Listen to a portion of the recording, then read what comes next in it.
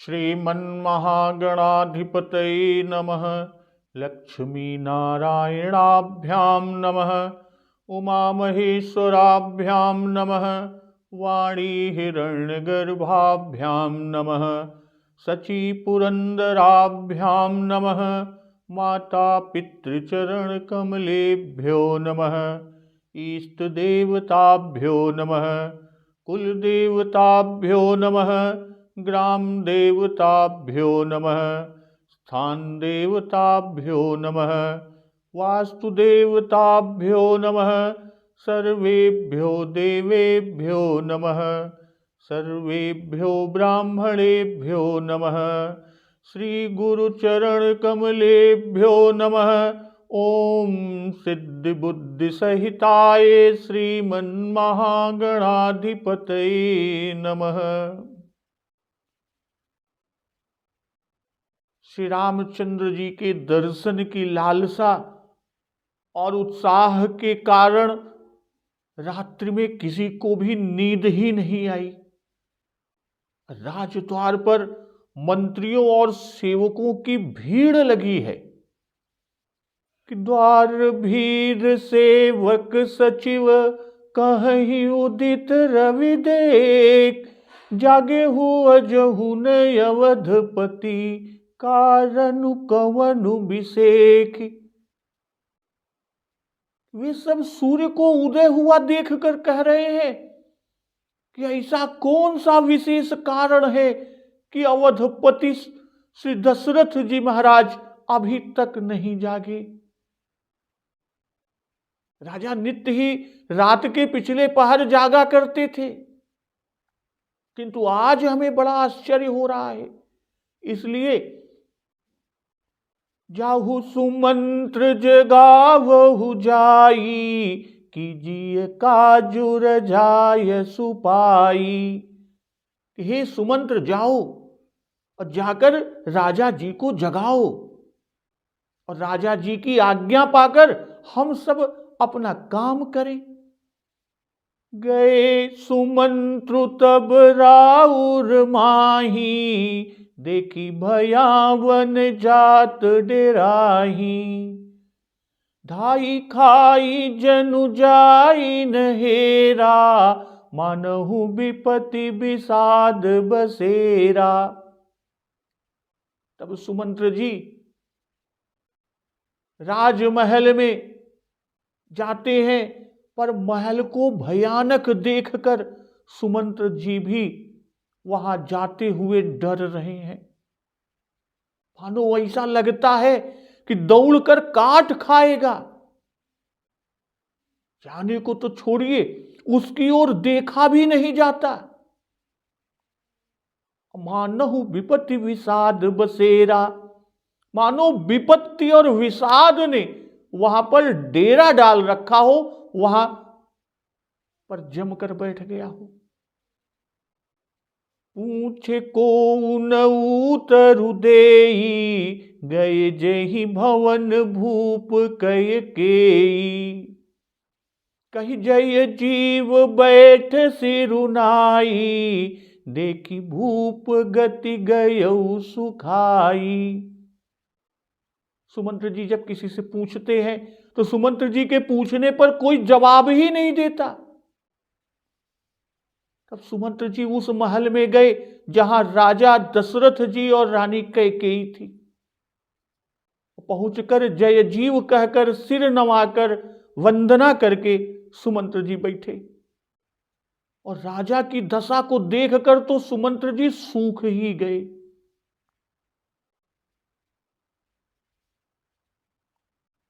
और क्या देखते हैं?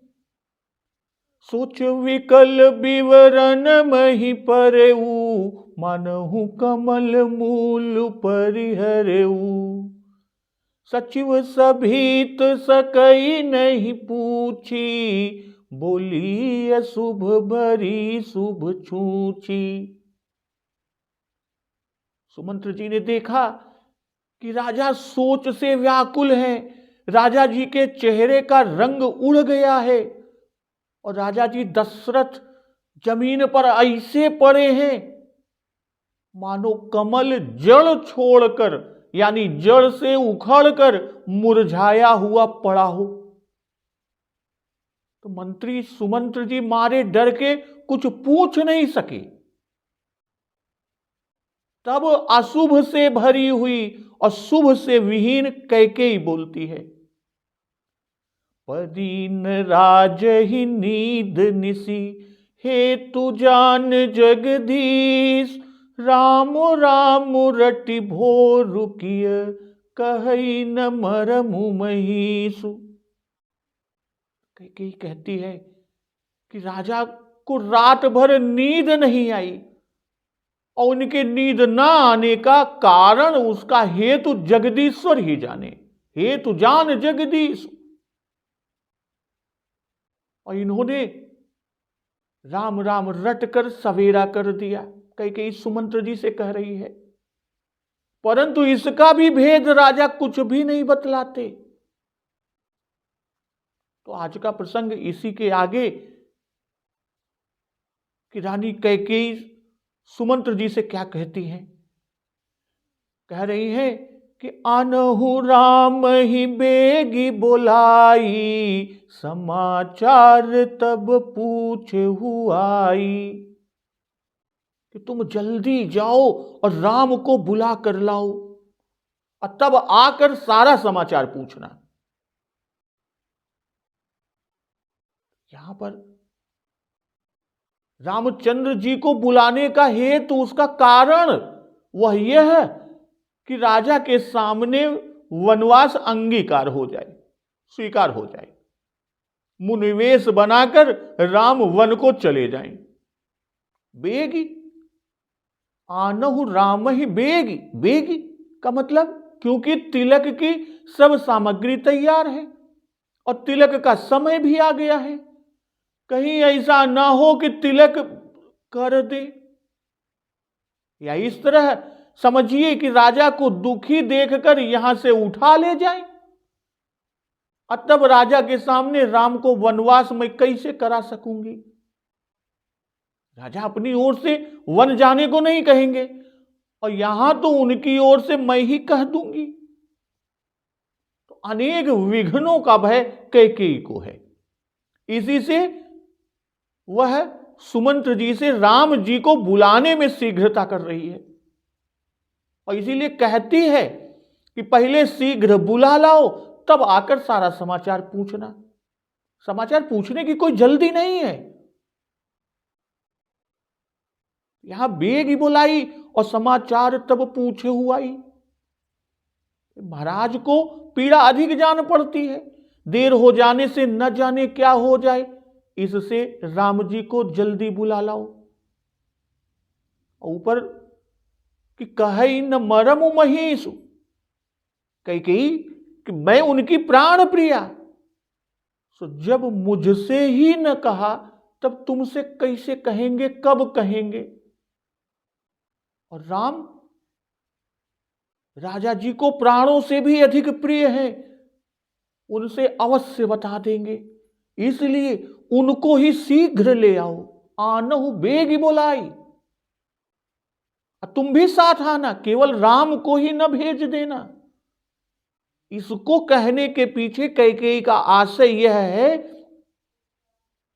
कि सुमंत्र जी भी तो तिलक के सलाहकारों में से हैं, तो ये भी जान ले, इनके आगे भी राम के वनवास का ठीक हो जाए। दोनों का मुकाबला करा दो, आमने सामने कर दो, और ये दोनों वरदान पाने का हाल राम जान जाएं, और ये भी जान जाएं, जिससे फिर कोई बात टल न सके। कैकेयी ने देख लिया कि मंत्री ने जान लिया कि महाराज सोच से विकल है, और महाराज की गति देखकर भयभीत हो गए हैं।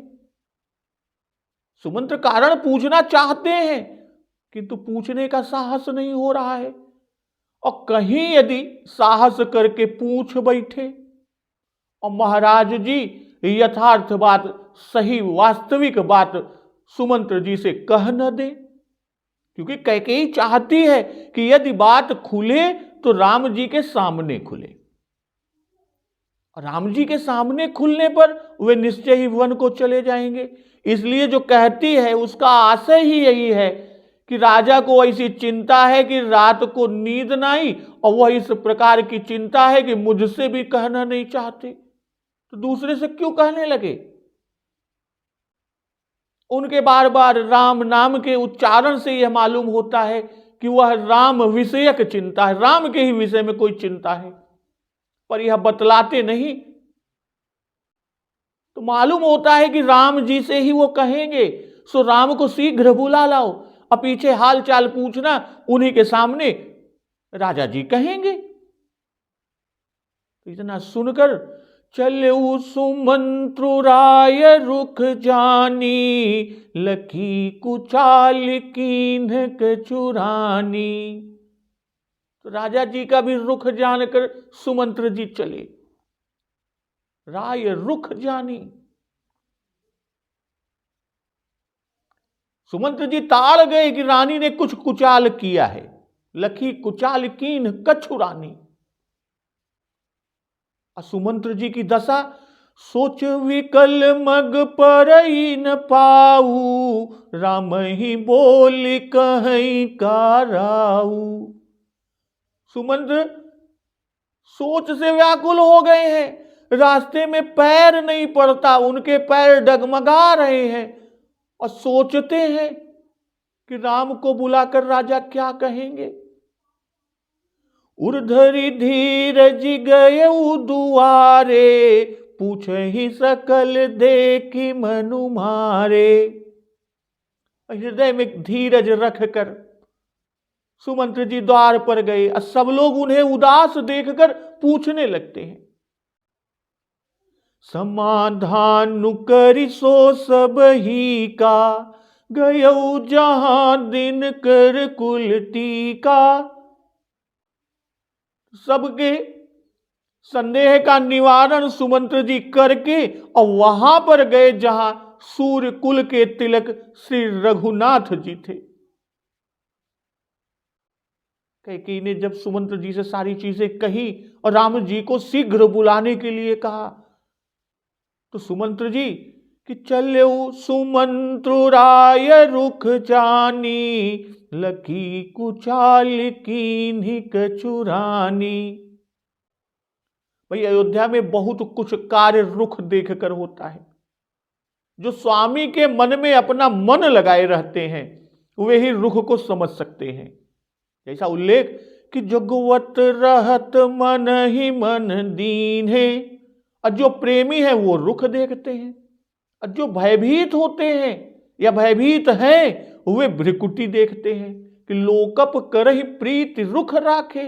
और वही लोकप रावण की भ्रिकुटी देखते हैं कि भ्रिकुटी बिलोक ही सकल सभीता। सुमंत्र जी मंत्री हैं, रानी के कहने पर नहीं गए, महाराज दशरथ जी की ओर देखा, और सुमंत्र जी को राजा जी के रुख से मालूम हो गया कि महाराज की भी यही इच्छा है। इसलिए सुमंत्र जी चल पड़े, और यह भी लख लिया, समझ लिया कि रानी ने कोई कुचाल किया है। रानी का कहना कि मरम न कहै महिष, सुमंत्र जी के मन में यह विचार बैठा नहीं। सुमंत्र जी ने देखा कि रानी के कोप भवन में महाराज हैं, इससे तो स्पष्ट ही है कि रानी कुपित होकर कोप भवन में गई, महाराज जी रानी को मनाने के लिए गए होंगे, और यही बात बिगड़ी है। आज राम जी का अभिषेक है और महाराज राम जी को बुलाना चाहते हैं, तो अवश्य उनसे कोई ऐसी बात कहेंगे जो महाराज के हृदय में या उनके हृदय के अत्यंत प्रतिकूल है, और यह कहना रानी के कुचाल का ही फल है, दूसरा कोई कारण नहीं हो सकता। सुमंत्र जी सोच रहे हैं राम जी के प्रति कोई ऐसी प्रतिकूल आज्ञा इन्हें देनी है कि उस दुख से राजा का यह हाल हो रहा है। इसलिए घोर अनिष्ट राम जी पर दिखाई पड़ता है। मंत्री सुमंत्र जी ने अपने बुद्धि और वैभव से परिस्थिति के विशेष रूप को तो नहीं पर सामान्य रूप को ठीक ठीक जान लिया। इसलिए सोच में ऐसे विकल हैं कि रास्ते में पैर ही नहीं पड़ता। और इस बात की चिंता है कि राम जी को बुलाकर राजा कौन सी अनिष्टकारक बात कहेंगे।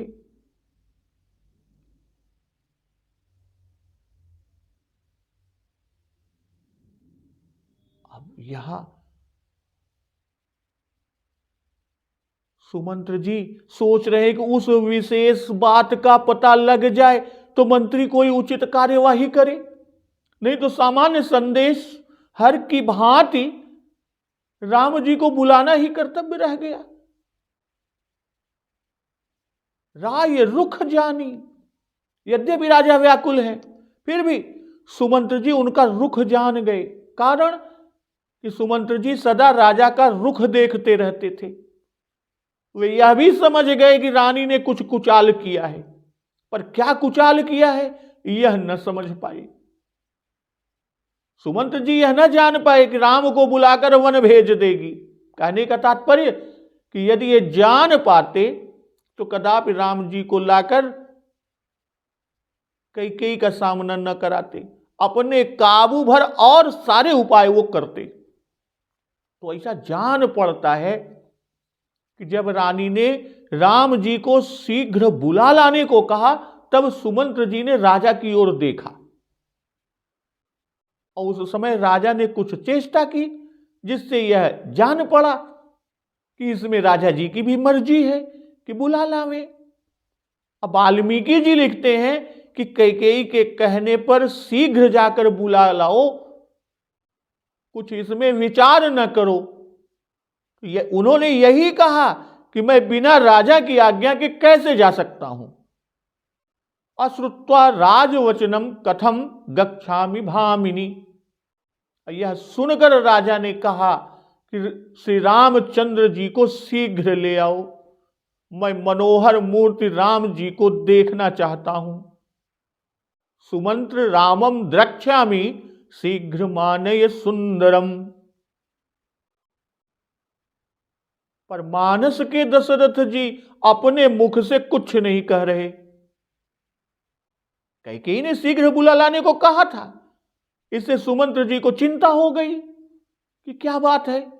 इसलिए वे कुछ रुके और राजा की ओर देखे और राजा जी की चेष्टा से अनुमति जान ली। और उधर एक प्रश्न ये बनता है, अभी तक तो राजा मनाते थे कि सवेरा ना हो और कोई राम से जाकर न कहे, तो अब राम जी को बुलाने में राजा जी की मर्जी क्यों, राजा जी ने क्यों अपनी मर्जी दर्शाई, क्यों जनवाई? इसका उत्तर इस प्रकार से है प्रश्न का कि राजा जी सोचते हैं कि अब राम जी किसी न किसी से एकाएक अवश्य समाचार पा जाएंगे, इससे अब उन्हें खबर मिल जाए यही अच्छा है, इसी से रुख दे दिया। यहां लखी कुचाल कीन कछुरानी, लखी कुचाल, सुमंत्र मन में अनुमान करने लगे कि कुछ कुचाल किया है। कहने का भाव कि यह रानी तो राजा को परम प्रिय है, इससे मर्म क्यों न कहते। फिर यह कोई तीसरा है भी तो नहीं जिसके संकोच से राजा न कहते। तो इससे कैकेयी की बात में फरेब जान पड़ता है, कुछ फर्जीवाड़ा करे हैं। कुचाल तो बहुत बड़ी है, फिर कछु क्यों सुमंत्र जी सब बातों का निर्णय न कर सके। उन्होंने अनुमान किया कि कुछ तो है। सोच विकल, राजा की दशा देखकर सोच हो गया, चिंतित हो गए। रानी ने कुछ कुचाल किया है, इसका सोच है। राम को बुलाकर क्या कहेंगे यह भी सोचते हैं। लेकिन फिर भी उर्धरि धीर जुगयऊ दुआरे, पूछी ही सकल देखु मन मारे। सुमंत्र जी का व्याकुलता के मारे पैर आगे नहीं पड़ता, इससे धैर्य धारण किया, तब सामर्थ्य उनमें आई और वे द्वार पर गई। गयो दुआरे, द्वार पर जाना, क्योंकि सबने उनको यहीं से भेजा था और यहीं पर उनके आने की राह देख रहे थे। और ऐसा न होता तो राम जी के यहां गए, ऐसा बाबा जी लिखते। तो द्वार पर जाने का उल्लेख का कोई प्रयोजन? पहले मंत्रियों को सोच था कि अब तक राजा नहीं जगे, इसका क्या कारण है। और जब सुमंत्र उदास दिख पड़े तब उनको अधिक सोच हुआ। पूछा ही सकल, सबके पूछने पर, यानी सब एक तरफ से पूछे लागे। और सुमंत्र जी के तन और मन में सोच के चिन्ह है कि सोच विकल मग पर न पाऊ।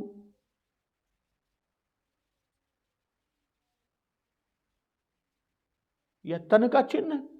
और जब वे भीतर से निकलकर द्वार पर आकर खड़े हुए तब पैर का डगमगाना यह चिन्ह बंद हुआ। इसी से लोगों ने उसे नहीं देखा, केवल मन मारे यह चिन्ह देखा, यह उनके भाव देखे। समाधान कर सो सब ही का, गयो जहां दिन कर कुल टीका। सबने मन मारे देखा, प्रश्न किया, इसी से सबका समाधान किया। सुमंत्र जी ने कहा कि मैं राजा की आज्ञा से रामचंद्र जी को लाने के लिए शीघ्रता पूर्वक जा रहा हूं। राजा के यहां ना आने का कारण अभी कहता हूं, और कोई बात नहीं, अभी आता हूं, बताता हूं। रामम राज्ञो नियोगेन त्वरया प्रस्थितो है हम। वाल्मीकि रामायण में सुमंत्र बड़ी प्रसन्नता के साथ महल के द्वार पर आए और बिना पूछे उन्होंने राजाओं से बात कही है। मानस के सुमंत्र मन मारे दुखी मन से दरवाजे पर दिखाई पड़े, इसी से सब पूछने लगे। अब सबके मन में शंका उठ रही थी कि कहीं महाराज बीमार तो नहीं पड़ गए। सुमंत्र जी ने आकर कहा कि सबका समाधान,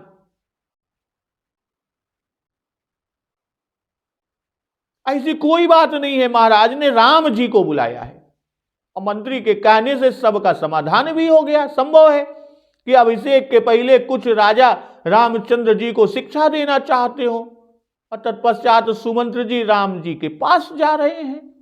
और दिन कर कुल टीका, भाई जैसे तिलक से शोभा होती है वैसे ही सूर्य कुल की शोभा श्री राम जी से है।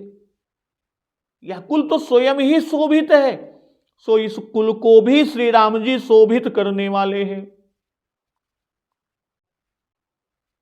राम सुमंत्र ही आवत देखा, आदरु कीन्ह पिता समलेखा। इधर श्री रामचंद्र जी ने जब सुमंत्र जी को आते हुए देखा तो पिता के समान मानकर सुमंत्र जी का आदर और सत्कार किया। निरखी बदनु कही भूप रजाई, रघुकुल दीप ही चले लेवाई। श्री राम जी के मुख को देख राजा की आज्ञा को कह सुमंत्र जी रघुकुल दीपक श्री रामचंद्र जी को लिवाकर चले। राम को भांति सचिव संग जाही, देखी लोग जह तह बिल खाही।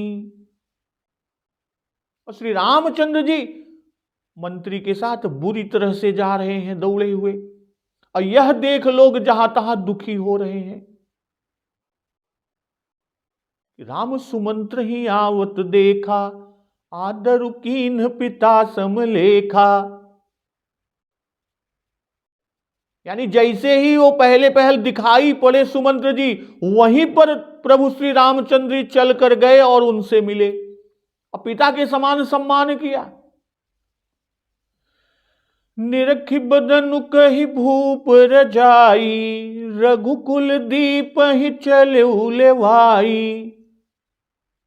राम जी सुमंत्र जी को पिता के समान मानते हैं और निरख बदन से यह दिखा रहे हैं कि सुमंत्र जी राम जी को पुत्र समान मानते हैं। इसी से मुख देखना कहे। वात्सल्य रस में मुख देखना प्रधान है, जैसे कि जननिन सादर बदन निहारे। और दूसरी जगह है कि निरखी राम छवि धाम मुख विगत भई सब पीर।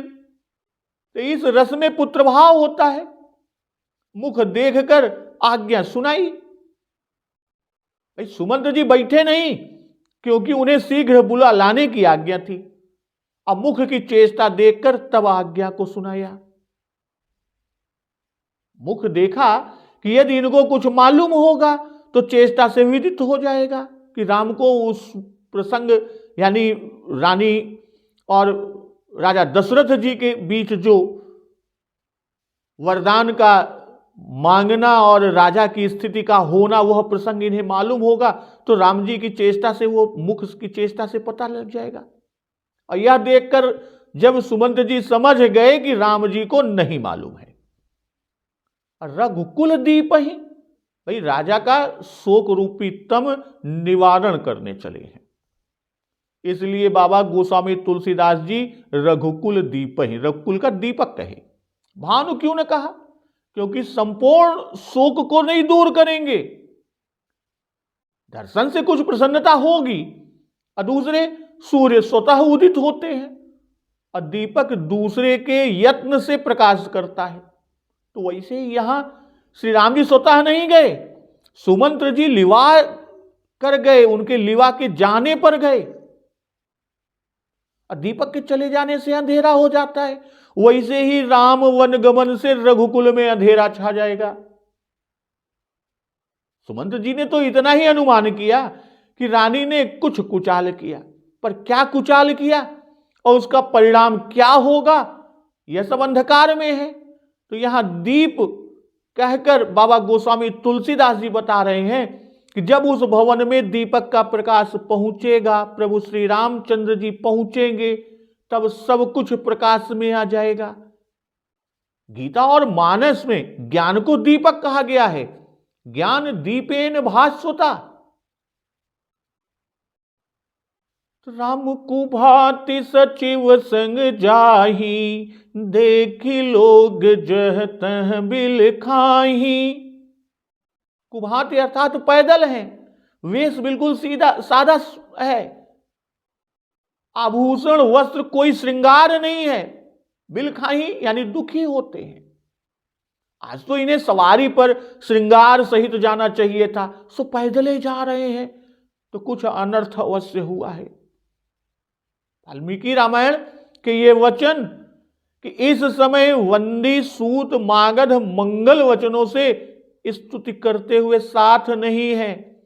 वेद पारग ब्राह्मण मधु दही आदि सिर पर नहीं दे रहे हैं, राज कर्मचारी आदि साथ नहीं है, 4 घोड़ों वाला रथ, हाथी, सोने का सिंहासन लिए हुए सेवक, छत्र, चंवर कुछ भी साथ नहीं दिखाई दे।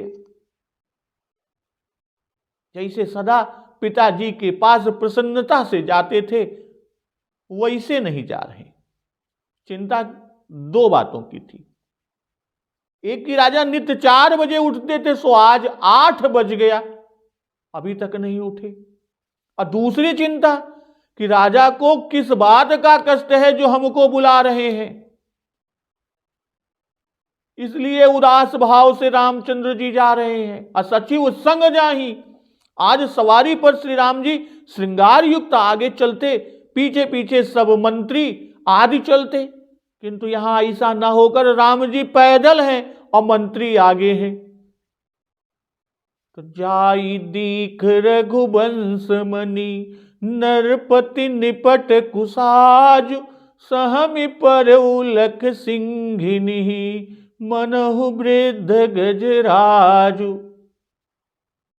रघुकुल शिरोमणि श्री रामचंद्र जी ने जाकर देखा कि राजा अत्यंत अस्त व्यस्त पड़े हैं, मानो सिंघिनी को देखकर कोई बुढ़ा गजराज सहम कर गिर पड़ा हो। पहले रघुकुल दीप ही चले उलेवाई, दीपक का प्रकाश साधनों पर अवलंबित रहता है। पर मणि का प्रकाश स्वयंभू होता है। अब मणि की उपमा भक्ति को दी गई है कि राम भगत चिंता मणि सुंदर। यहां रघुवंश मणि कहकर बाबा जी बता रहे हैं, दिखा रहे हैं, दर्शा रहे हैं कि श्री राम के मन में तुरंत ही पितृभक्ति छा गई पिताजी को देखते ही। और नरपति का भाव कि जो रंग को नरेश और नृपति को देश निकाला देने को समर्थ थे, वे ही नृपाल नृपति आज सामान्य नरपति हो गए हैं। जो लोग दशरथ जी की इस दुर्दशा को नहीं जानते और कैकेयी जिसने अज्ञान का स्वांग लिया, वे ही भूप शब्द का प्रयोग कर रहे। पर वह कैकेयी भी भूप संकट में पड़े ऐसा नहीं कहती, किंतु कहती क्या है कि संकट परेउ नरेषु।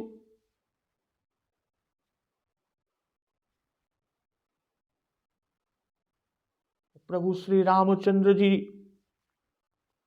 राजा दशरथ जी को देखते हैं कि सुख ही अधर जरई सब अंगू, मनहु दीन मनिहीन भुअंगू। सरुस समीप दीखि कैकेयी, मानहु मीचु घरी गनि लेई।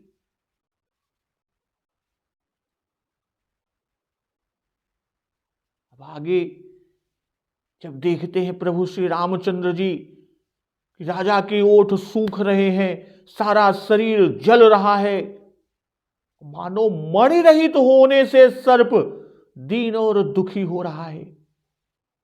सरुस समीप दीखि कैकेयी, पास ही कैकेयी को क्रोध में भरी हुई देखा। मानहु मीचु घड़ी गनि लेई, कि मानो मृत्यु घड़ियां गिनकर राजा को लेगी।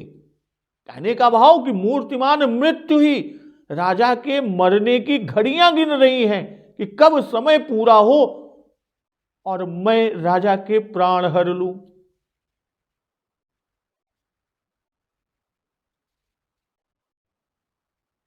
तो सूख ही अधर जरई सब अंगू। भाई राम रूपी विरह अग्नि है और उसके कारण ओठ सूखते हैं और अंग जलते हैं। विरह अगिन तन तूल समीरा, श्वास जरई छन माहि शरीरा। भाई भुवंग मणि से हीन है, इसी से उसे दीन कहते हैं। धन रहित होने से मनुष्य गरीब कहलाता है और सर्प का धन मणि है। तो राजा ने कैकेयी से कहा था कि जियई मीन बरुबारी बिहीना, मनि बिनु फनिक जियई दुख दीना। तो बाबा गोस्वामी तुलसीदास जी ने राजा के इन दोनों वचनों को चरितार्थ कर दिखाया कि कंठ सूख मुख यावन बानी, जनु पाठीन दीन बिनु पानी। और जलहीन मीन का दृष्टांत घटित दिखाया। सूखई अधर जरई सब अंगू, मनहु दीन मनिहीन भुअंगू। में मणिहीन सर्व के दृष्टांत को घटित किया। तो सरुस समीप दीखि कैकेयी, मानहु मीचु घरी गनि लेई। कैकेयी रोष में भरी हुई समीप में बैठी है, अब मानो मृत्यु घड़ी गिन कर लेगी और मारेगी। मृत्यु या यमराज जब प्राण लेने आते हैं तब रोष युक्त तो होते ही हैं, वे प्राण लेकर ही जाते हैं। तो वैसे ही रानी क्रोध युक्त है, राम को वन भेज कर ही सामने से हटेगी, जिससे राजा के प्राण निकल जाएंगे। राजा ने कैकेयी से कहा था कि लोचन ओट बैठ मुह गोई, किंतु कैकेयी ने राजा का वचन न माना, समीप ही बैठी रही। समीप का भाव यहां पर कि मृत्यु इतनी निकट आ पहुंची कि बस घड़ी गिनती है, कुछ घड़ियों की ही देर है और उन्हीं को गिन रही है, घड़ी गिन कर लेगी। कहने का भाव कि बिना आयु पूरी हुए मृत्यु मार नहीं सकती, इसी से घड़ियां गिनती है। कहने का भाव कि राजा अल्प काल जिएंगे। तो करुणामय मृदु राम सुभाऊ, प्रथम दीख दुख सुनान काऊ। श्री रामचंद्र जी का स्वभाव कोमल और करुणामय है। उन्होंने पहले पहल वह दुख देखा जो पहले कभी सुना भी नहीं था। फिर भी तदपि धीर धरि समऊ विचारी, पूछी मधुर बचन महतारी। फिर भी श्री रामचंद्र जी ने धीरज धरकर और समय का विचार करके कैकेयी माता से मीठे और कोमल वचनों में पूछा। करुणामय मृदु स्वभाव है प्रभु श्री रामचंद्र जी का, अर्थात यदि निर्दय और कठोर स्वभाव होता तो ऐसा दुख सह भी सकते, पर उनका स्वभाव कोमल और करुणामय है, इससे न सह सके। जैसे बाबा गोस्वामी तुलसीदास स्वयं ही आगे कहते हैं कि अम्ब एक दुख मोहि बिसेखी, निपट विकल नर नायक देखी। प्रभु श्री राम जी का स्वभाव स्वयं कोमल है और दूसरों के लिए करुणामय है, दूसरे पर करुणा होती है। तो राम यहां साभिप्राय कि जो राम सदा आनंद निधानु हैं, उन्हें दुख देखना पड़ा। प्रथम दीख, जो कई बार दुख देख लेता है तो लोग उसे फिर आने पर सह लेते हैं, बहुत घबराते नहीं, क्योंकि पहले भी ऐसा देख चुके हैं। पर रामचंद्र जी ने तो ऐसा भारी दुख तो आज ही पहले पहल देखा है। जब से श्री रामचंद्र जी का जन्म हुआ तब से अवध में और कुल में कभी कोई दुर्घटना नहीं हुई, न ही कोई दिन दुखी हुआ, न आज तक कैकेयी को कभी सरोष देखा, क्रोध युक्त देखा। सब विधि सब पुर लोग सुखारी थे।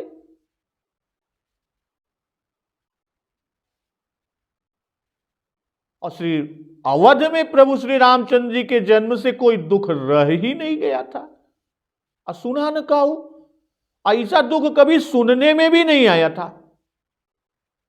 कोमलता और करुणा की अवधि, ऐसा दुख श्री राम जी पर एकाएक आ पड़ा और वे दुखी हो गए, उनका धैर्य छूट रहा। फिर भी तदपि धीर धरि समऊ विचारी, पूछी मधुर बचन महतारी। राजा की दशा देखकर आनंद निधान प्रभु श्री राम जी भयभीत हो गए। दुख का कोई कारण देखने में नहीं आता, फिर भी राजा ऐसे दुखी क्यों है, यह सोचकर राम जी अत्यंत व्याकुल हो गए। जैसे पूर्णिमा को समुद्र क्षुब्ध हो जाता है, उनका मुख कुमला गया, वे दीन और शोकार्त हो गए।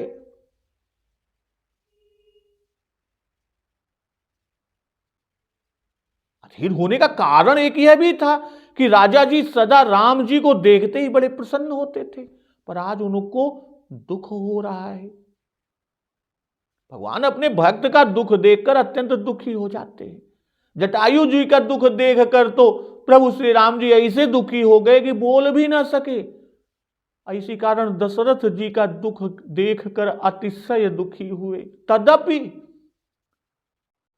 ऐसे भारी दुख को देखकर धैर्य धारण करना सामान्यतः कठिन है, फिर भी समऊ विचारी, समय विचार किया कि यह समय व्याकुल होने या घबराने का नहीं है। इस समय पिता को बहुत बड़ा संकट है, हमें धीरज धरकर पिता के दुख को दूर करना चाहिए। माता जी से इसलिए पूछा क्योंकि पिता मूर्छित और बहुत व्याकुल पड़े हैं, तो उन्हीं से पूछे, मधुर वचन से पूछे जिससे अच्छी तरह से कारण बता दें। राम जी तो सदा मधुर वचन बोलते ही हैं, तो यहां महतारी,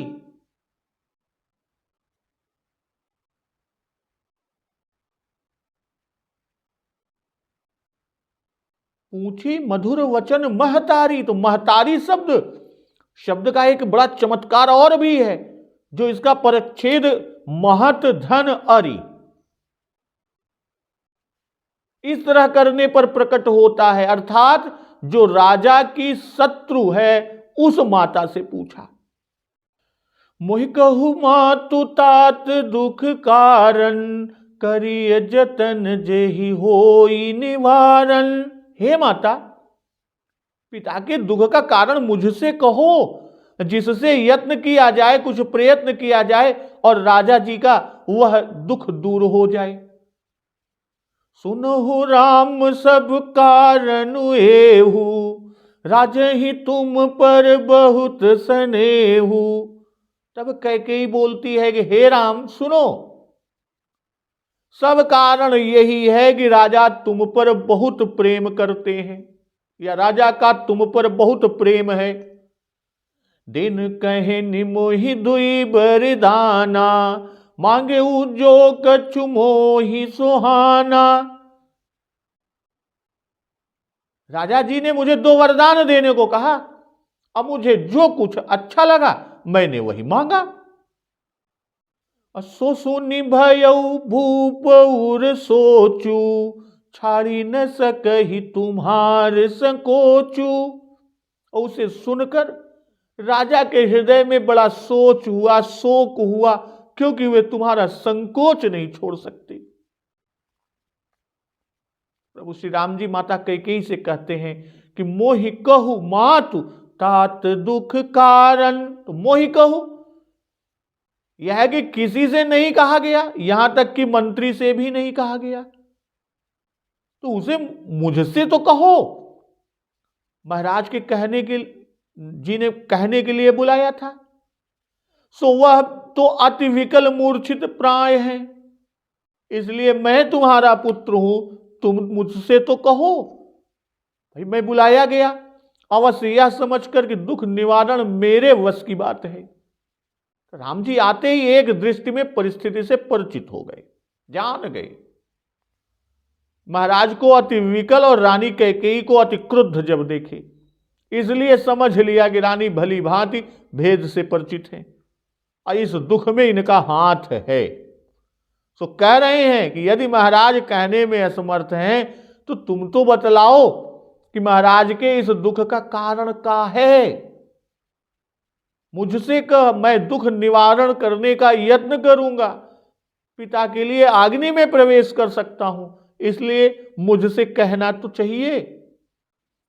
राम जी ने जब ऐसे उत्साहवर्धक वचन रानी कैकेयी से कहते हैं कि उसे विश्वास हो चला कि राम जी से मेरा काम निकल जाएगा, तब वह बोलती है। तो प्रभु श्री रामचंद्र जी ने 2 बातें कही, एक तो दुख का कारण और दूसरे उपाय करने को जिससे कष्ट मिटे। तो कैकेयी ने इन दोनों बातों का उत्तर दिया, कारण बताया और उपाय भी। कैकेयी के कथन का व्यंग से यही भाव निकलता है कि उसके कारण तुम ही हो और इसका मिटना भी तुम्हारे ही अधीन है। त्वमेव कारणम ह्यत्र राज्ञो दुखोपशांतये, किंचित कार्यम त्वया राम कर्तव्यम नृपतेर्हितम। अध्यात्म रामायण में उल्लिखित है कि दुख के कारण तुम ही हो, उसकी शांति के लिए तुम्हें उनका कुछ कार्य करना होगा।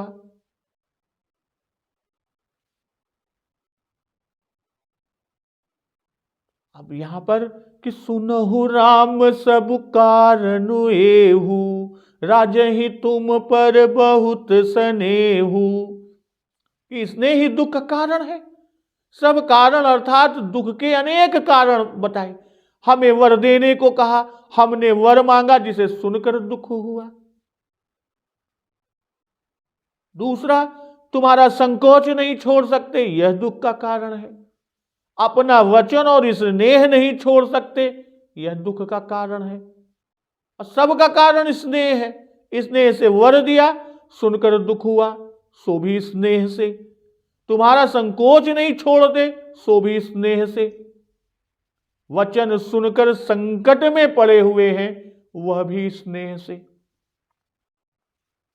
दिन कहे निमोहि दुई बरदाना, मांगे जो कछु मोहि सुहाना।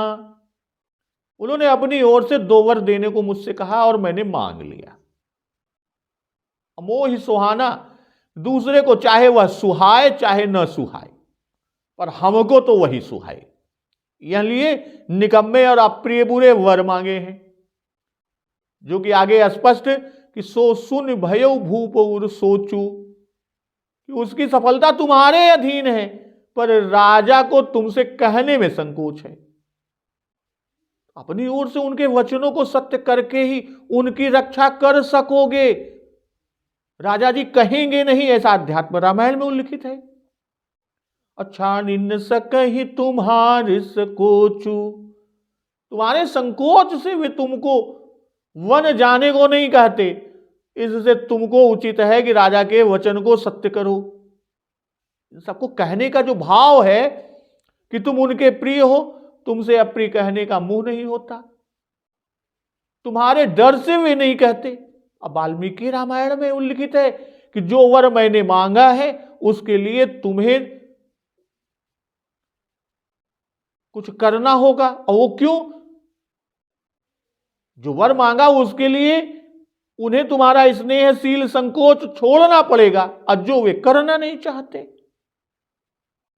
कैकेयी ने कहा कि जो मुझे अच्छा लगा वह वर मांगा, राजा को अच्छा न लगा, उनके हृदय में शोक हुआ कि सुन मृदु वचन भूप उर शोकु, शशिकर छुअत विकल जिम कोकु। कारण कि राजा को तुम पर बहुत प्रेम है, अपने ऐसे प्रेम पात्र को ऐसे वचन अपने मुख से कैसे कहें। यह संकोच कि राजा इसी उधेड़ भुन में घुले जा रहे हैं, वे तुम्हें अपने मुख से नहीं कहेंगे, और साथ ही साथ वचन भंग का भी साधारण दुख नहीं, इसी असमंजस में पड़े हुए हैं। यदि तुम अपनी इच्छा से उस आज्ञा को उठा लो तो असमंजस मिट सकता है।